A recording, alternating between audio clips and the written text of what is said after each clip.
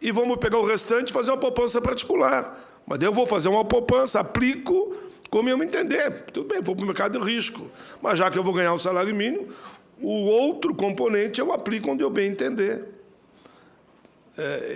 Bom, os projetos que eu aprovei aqui estão na Câmara, mas fazem 6, 7 anos já.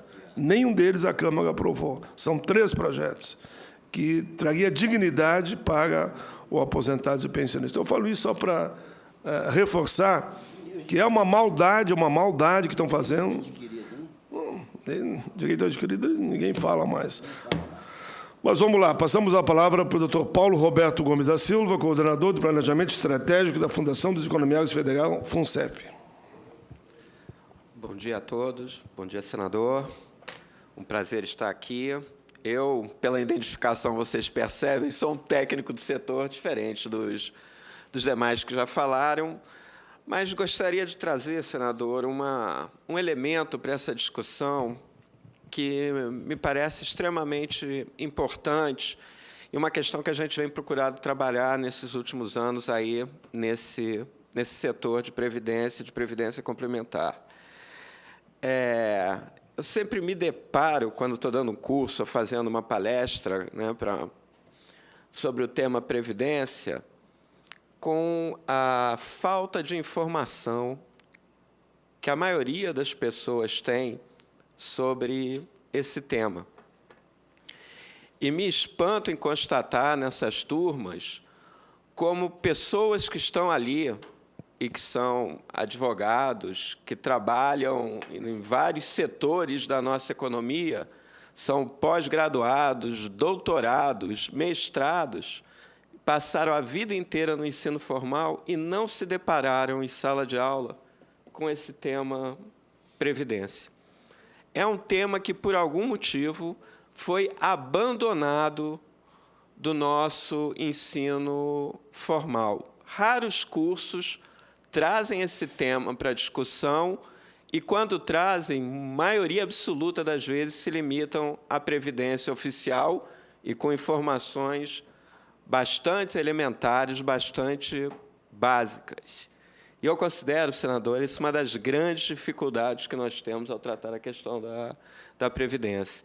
Então, trago aqui, de início, para a reflexão, se não era hora de nós começarmos a nos preocupar mais seriamente com essa questão e, de alguma forma, buscar incentivar a inserção desse tema no nosso ensino formal. Estava aqui ouvindo, né, a primeira mesa, algumas questões dessa visão que a gente percebe, concorda, que começa a prevalecer, da previdência menos como uma questão social e mais como uma questão financeira. E trago aqui o exemplo da própria FUNCEF para desmistificar algumas coisas. Hoje, a FUNCEF tem planos que têm características previdenciárias e é um fundo de pensão que vai muito bem, graças a Deus. Está tudo indo bem, quer dizer, seus planos têm obtido resultados positivos. E é evidente que isso decorre de uma série de elementos e de fatores.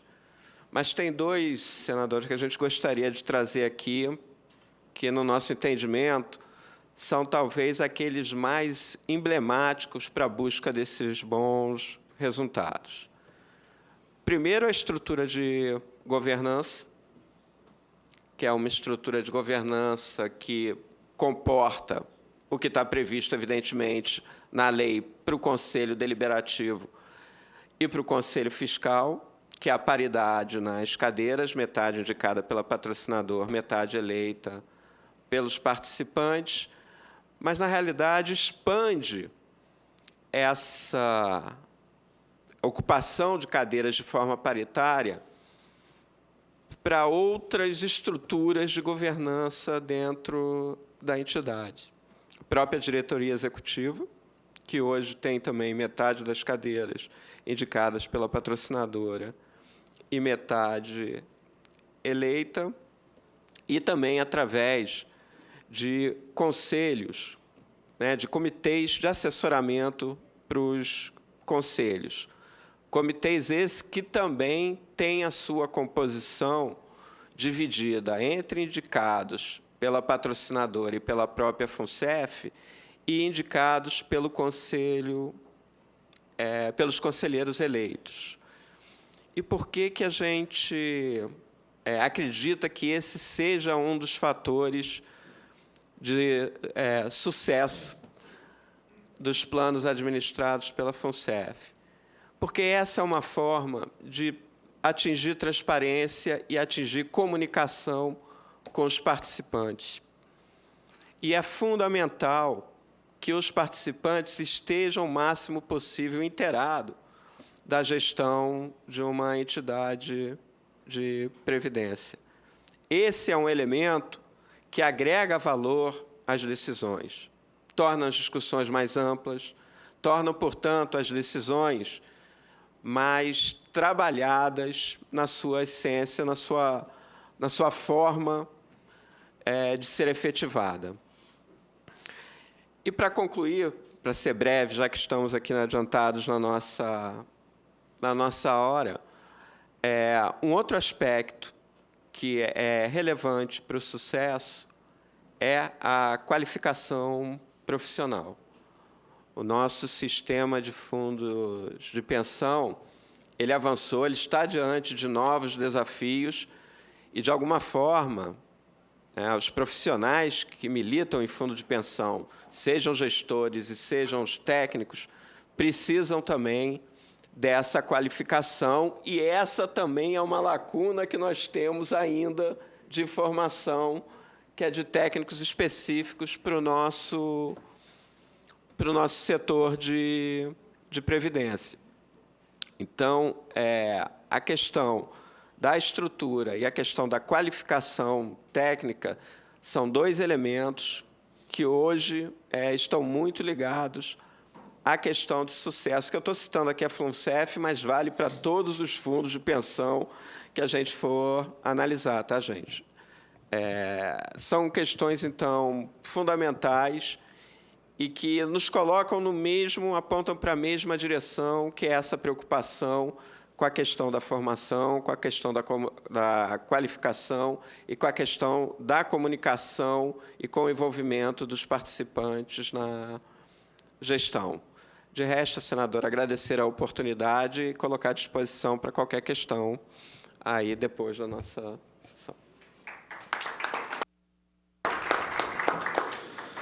Esse foi o doutor Fernando Amaral, não, Paulo Roberto Gomes Silva. Eu saí e voltei, eu peguei do último para o primeiro. Paulo Roberto Gomes da Silva, coordenador de planejamento estratégico da Fundação de Economiários Federais FUNCEF. Bom, vocês podem ver como está tendo sessão no plenário, né? Se tem sessão no plenário, acaba uma dificuldade enorme para os senadores participarem. E o que nós poderíamos agora, nesse momento, já que todos já usaram a palavra, é nós pensarmos o que poderíamos encaminhar a partir desta audiência pública. E aí, se vocês tiverem alguma sugestão do encaminhamento, doutor Rui, por favor.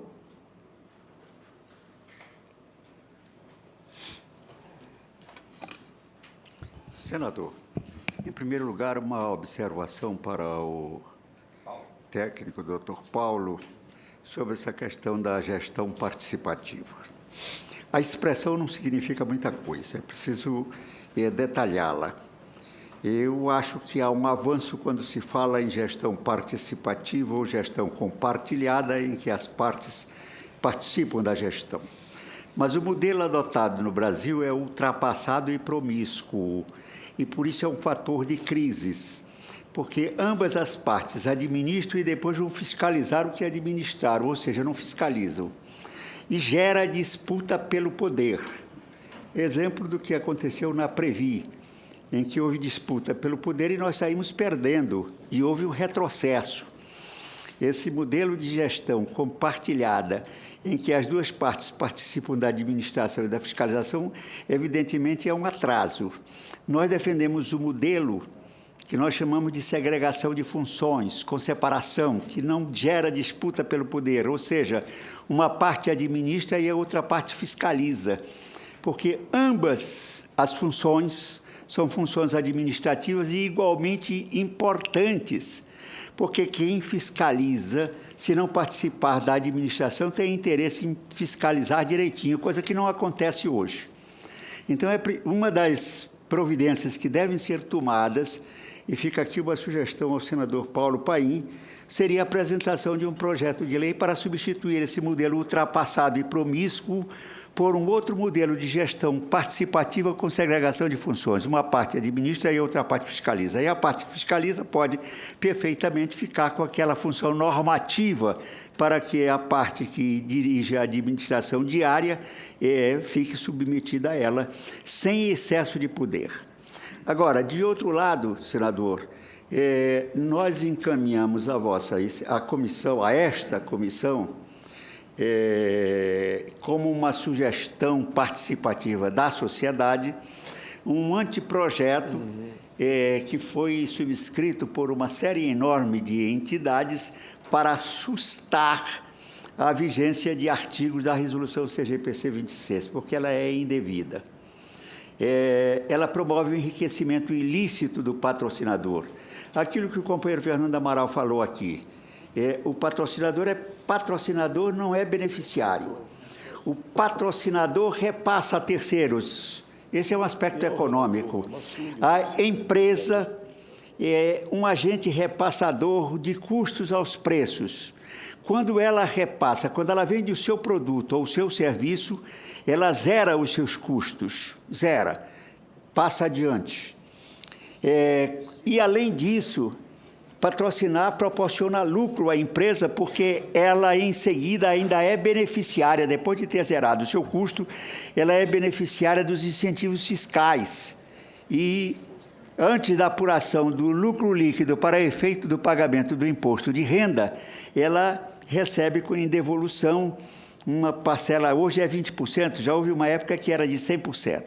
Então, é preciso corrigir isso, porque está havendo abuso. É um órgão do terceiro escalão do Ministério da Fazenda, do Ministério do Planejamento, que está legislando, usurpando competência do Congresso Nacional. É verdade que a realidade atual criou uma certa limitação ao Poder Legislativo, mas o Poder Executivo tem abusado dessa prerrogativa sua para impor ao Congresso Nacional uma aparente paralisação. E o resultado disso é que, sendo o Congresso Nacional a instituição que representa efetivamente as aspirações populares, o verdadeiro poder político, ele tem sido marginalizado das decisões.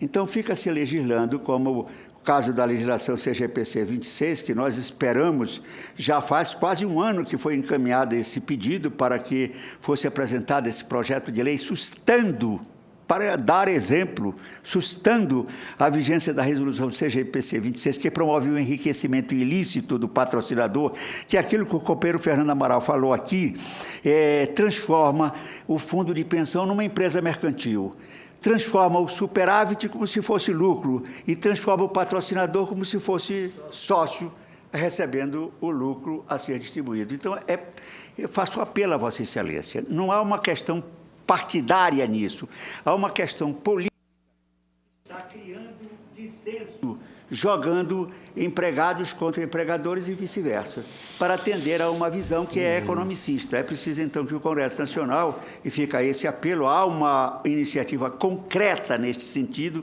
ela está fundamentada, tem razão de ser, e se não for tomada uma providência urgente, os fundos de pensão fechados, que administram planos sem objetivo de lucro, simples objetivos sociais, tendem a desaparecer. E daqui a pouco, quando se falar em previdência complementar no Brasil, só teremos previdência complementar com o fito de lucro explorado por bancos e por empresas seguradoras. Desaparecerá uma iniciativa concreta. Essa é uma sugestão que fica aqui a Vossa Excelência. Já estivemos em contato com o senador, esse senador do Piauí, senador... Não, esse senador que foi... Wellington Dias? que é o Wellington Dias, que recebeu para dar parecer. Isso, é o relator da matéria. E ele estava esperando o pronunciamento da ministra das Relações Institucionais. Se for o caso, nós pedimos a Vossa Excelência que nos possibilite uma audiência com a ministra Ideli Salvati, que nós queremos explicar a ela. Não há absolutamente nenhuma motivação de caráter político partidária, porque esse processo de desmonte da Previdência Social para atender o ser humano, aparentemente se transformou numa política de Estado, porque começou no governo Fernando Henrique Cardoso, continuou no governo do ex-presidente Lula, está vigendo agora, e eu não acredito que os presidentes da República tenham conhecimento desse fato. Há setores do governo que trabalham com um lobby poderosíssimo, que corre muito dinheiro, que está levando a Previdência Complementar ao descrédito que já afeta a Previdência Pública. Só para terminar, eu diria que, no caso, a Previdência Pública começou na década de 30 pelo regime de capitalização, que foi dilapidado, e dilapidado por governos.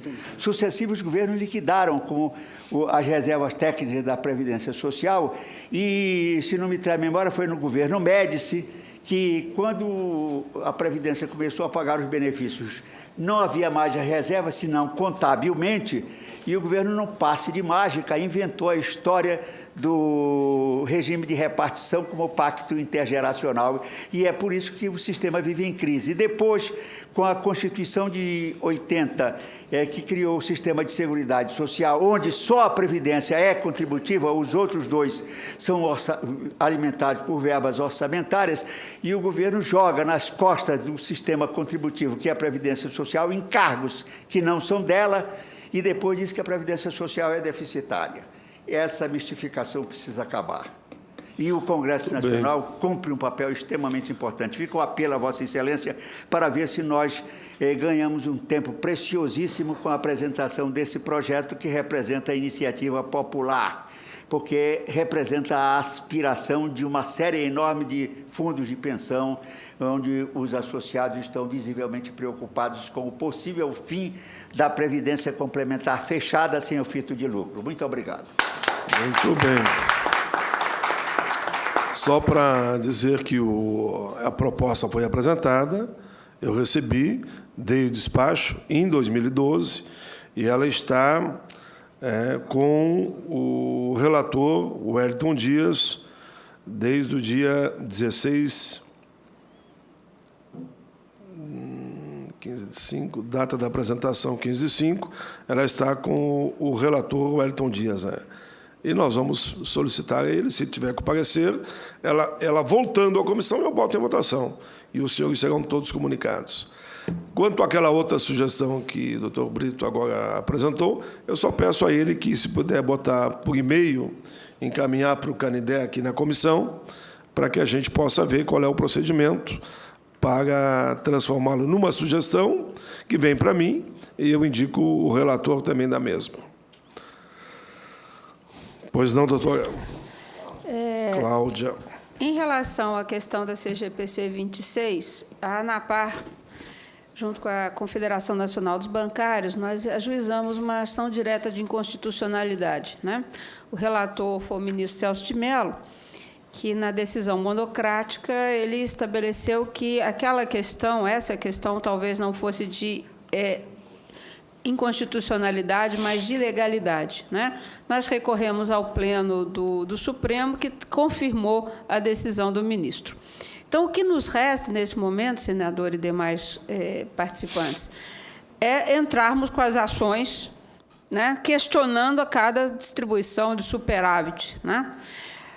Isso a ANAPAR pretende fazer. No dia 20 e 21 de setembro, nós vamos ter um encontro jurídico nosso aqui em Brasília, e um dos objetivos desse encontro é estabelecer a estratégia para combater a CGPC 26 e a questão da retirada de patrocínio, né?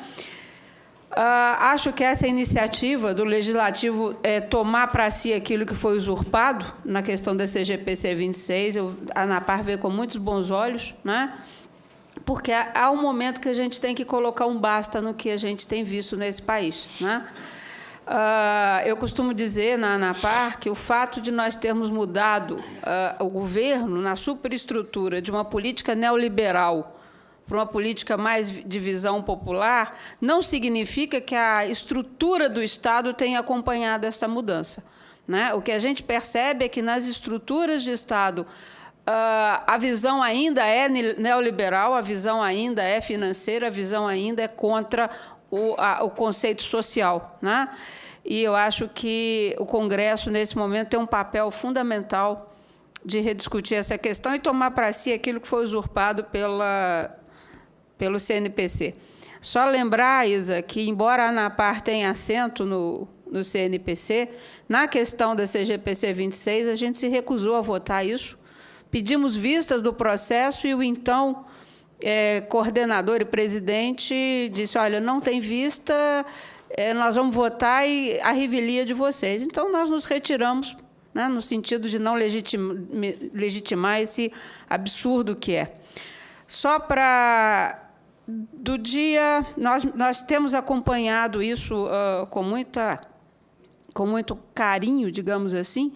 Nos últimos 45 dias, foram aprovados 16 retiradas de patrocínio. Significa que 16 planos de previdência no Brasil foram extintos. Ok? E esse processo continua.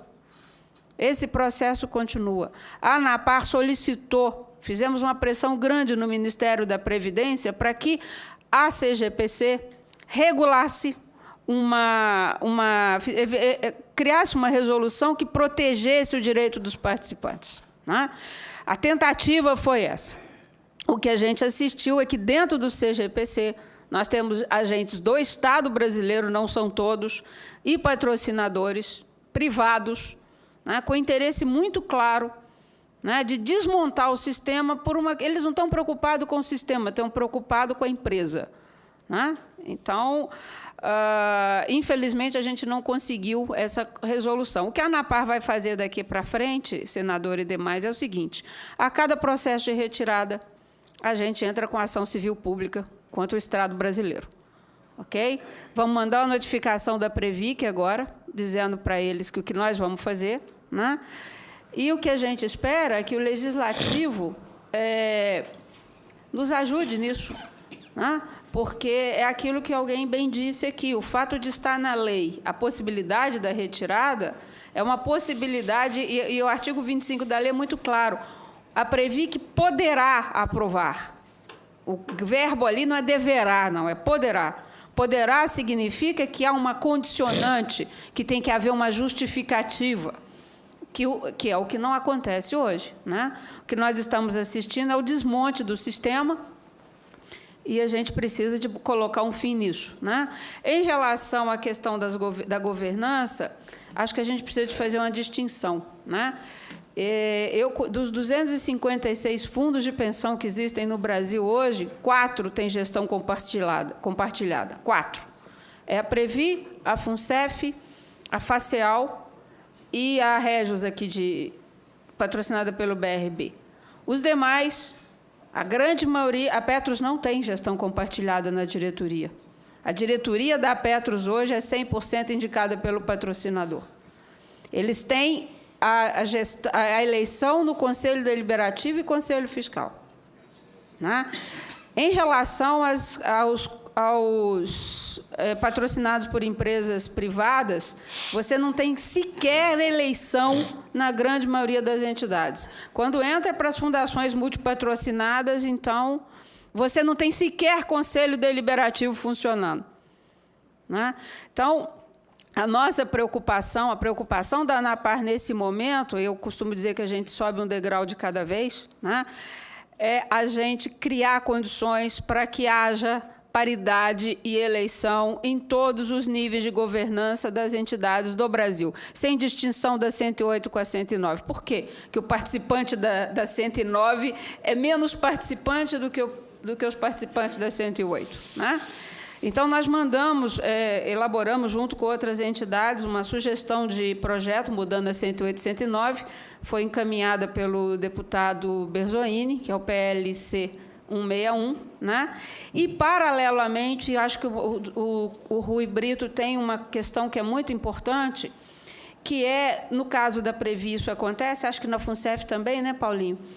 Quando a gente elege essas entidades, Conselho Deliberativo, Conselho Fiscal e Diretoria Executiva, se elege com uma chapa completa.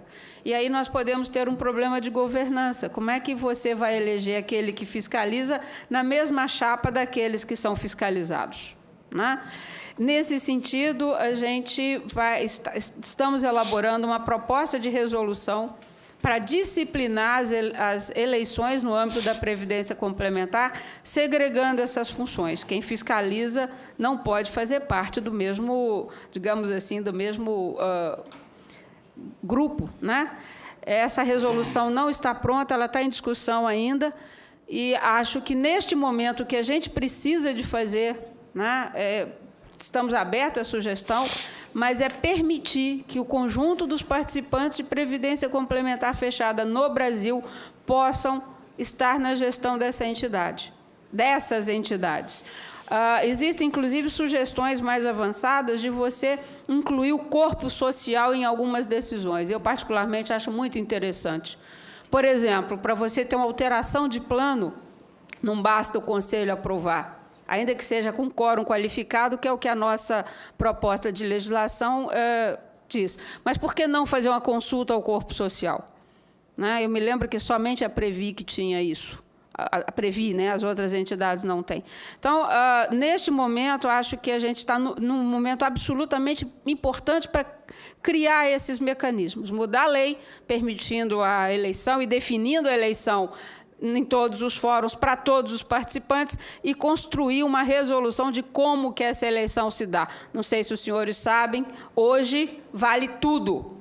Vale, inclusive, colocar no regulamento que o conselheiro, para ser eleito, precisa de ter 10 anos de gestor na patrocinadora para ser candidato. Vale, por exemplo, a patrocinadora indicar 3 participantes e os participantes, o conjunto elege um desses 3. Então, assim, é preciso botar ordem nessa casa. Obrigada. Tudo bem.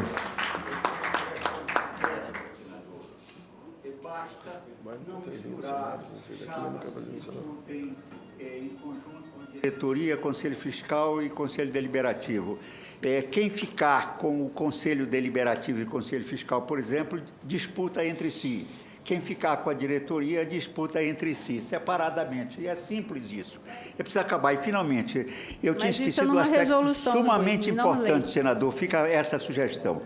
Existem empresas, grandes empresas, as maiores empresas do Brasil, e eu uma vez debati esse assunto com um dos dirigentes de uma dessas grandes empresas, que numa audiência pública aqui no Senado, botou banca. A sua empresa patrocina um fundo de pensão que não cobra absolutamente nenhuma contribuição dos seus beneficiários. Quem paga isso somos nós.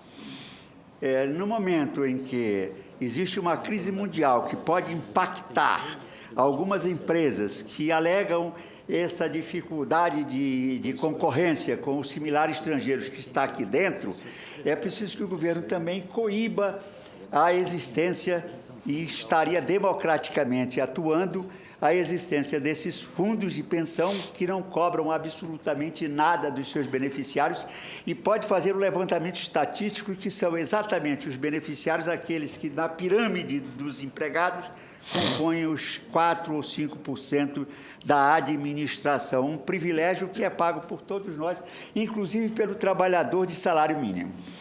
Tudo bem. Se os senhores concordarem, eu pediria que as contribuições sejam remetidas, endereçadas ao Canidé, aqui da Comissão de Direitos Humanos, e a gente, quem sabe, fazer uma reunião de trabalho e dialogar sobre as mesmas. Quanto àquela que foi encaminhada, eu estava olhando aqui, nós já recebemos, encaminhamos, fizemos o projeto internamente, ainda no mês de maio. Então, é só chegar aqui que nós colocaríamos em votação. E as próximas sugestões vamos também chegando, dar o devido encaminhamento, indicar o relator e pedir que a matéria comece a tramitar na casa. Ok? Eles estão me chamando lá devido ao plenário e eu vou ter que correr para lá para que esse requerimento eu consiga ainda aprovar. Agradeço a todos, muito obrigado. Está encerrada a sessão. Desculpe a minha correria.